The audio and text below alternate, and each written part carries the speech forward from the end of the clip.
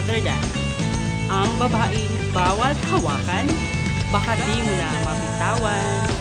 Ang babaeng inosente sa tingin, pero hayop ang dating.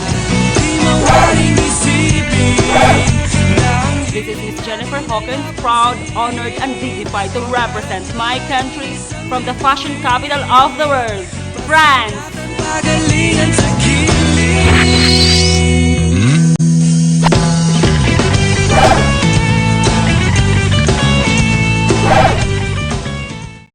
Ay, day, was kita kong tanan itong Miss Ibangkal. Nalagang Bisaya kong singkin.